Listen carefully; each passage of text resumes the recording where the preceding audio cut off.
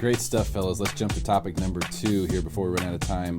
Topic number 2, agree or disagree. Frederick, we'll start with you. Frustrated buyers should wait for a time when the market is not so hot. Well, I think the first thing we have to figure out is what the dynamics of the buyers are. So if we're talking about somebody who they've never had a house and their options are 1, I rent and pay an exorbitant amount of money, 2, I buy, then I always believe it's better to purchase a home. There's no question about it.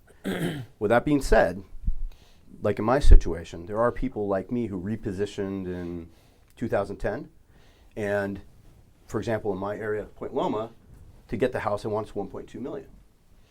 Don't want to spend $1.2 million. So it might behoove me to sell now at a high point, keep my equity, and wait for a drop in the market because I want to move so far up from a 350 basis to, hopefully a 900 basis, not a 1-2 basis. That would be the only strategy that I would encourage somebody to sit out the market. So for move-up buyers? Yeah. Okay. Johnny, what do you think about that? I think it's up to the buyer and what they have going on personally and in their life. I mean, a lot of them, if the wife is pregnant and kid number 2 is coming and they're in a 1 or 2 bedroom, they're going to need that 3 bedroom, then now's the time. And we just have to properly educate them and walk them through the process. Is it frustrating? Yes. Are we low on inventory? Yes. How can we help you? This is the steps we're going to take to find you that right home. So I think it just goes back to your standard buyer. When they're ready to buy, they're going to buy. Billy? You've heard me talk about this before. I think we have to go back to the reason why they're buying. And so if the family's made a decision together, we're going to buy a home and we're going to put down roots, it doesn't matter when you buy, now's the right time. So as long as you're not planning on doing this as an investment, then that's a different ballgame. But the typical buyer who's buying a house, if you're buying that for longevity, consistency in your family, safety, security, doesn't matter. Right now is the time. Sam? For your regular consumer, no. They should absolutely not wait for the market. They should really be focused on interest rates. For the average home buyer, the price of the home, I mean, I don't want to sound silly here, but it's almost irrelevant. I mean, I would rather pay $100,000 more for a house and have a 1% interest rate than have a 9% interest rate and get a $50,000 deal on the house, right? Because ultimately, it's such a long window for that loan that it really doesn't matter. And most homeowners, their first home especially, that's who's frustrated, right? It's the first-time home buyer. They're going to be selling the house. They got a 10-year window at most. Focus on interest rates, and interest rates are great right now. Let's look at cost of ownership. Absolutely. During the proposed time frame you plan on being in the home. Yeah, totally. So I got a message for frustrated buyers because I've been there before, and then we'll let you guys chime in as well. Yeah. I've been there.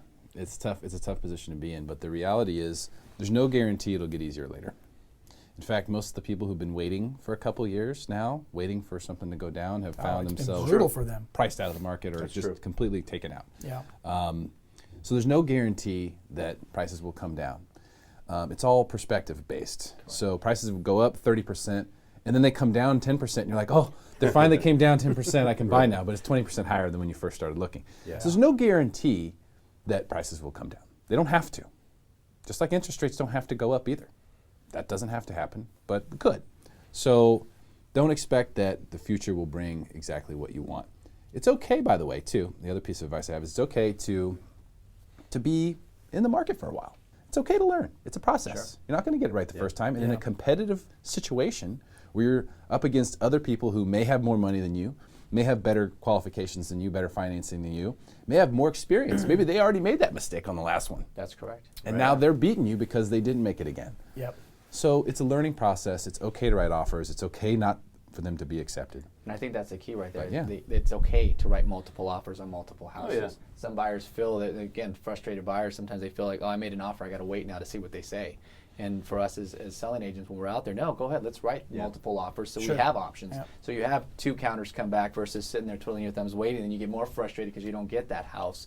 And you're right, you learn from the past of what happened. Why didn't I get that last house, Johnny?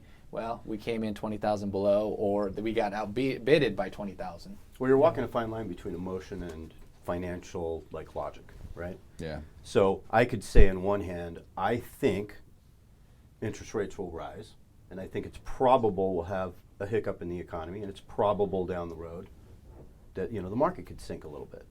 But I don't know that, so it's a gamble. If you're in that position and you're looking at it from an investment standpoint, maybe you're going to wait a little bit because it's so hot. Maybe you're going to look for a different time. But If it's more based upon family or stability, which becomes more of a psychological, emotional thing, just to get into the home, then jump into the home. Yeah, what I ask my buyers who have this kind of struggle is I say, okay, here's a house. If I can get you this house and your payment will be $3,500 a month for the next 3 years, guaranteed. You don't have, it's not going to change. Okay, today. Okay, would you buy the house? Well, yes, I would. I say, now if if that same house, okay, I can get you that same house for $100,000 less, but your payment is going to be $4,400 a month. Which of those two scenarios is better for you over the next 3 years? Every time. Every single time they say, no, I want that house. I'll pay more for that house with the lower payment than less for that house because they're really monthly driven. I think the buyers have to also pay attention to why they're frustrated. Are they frustrated because they're not living in reality? Right? So the fact that is, if you're missing out on house after house after house after house, you have to check what's going on. You have to find out, why am I missing out on these houses?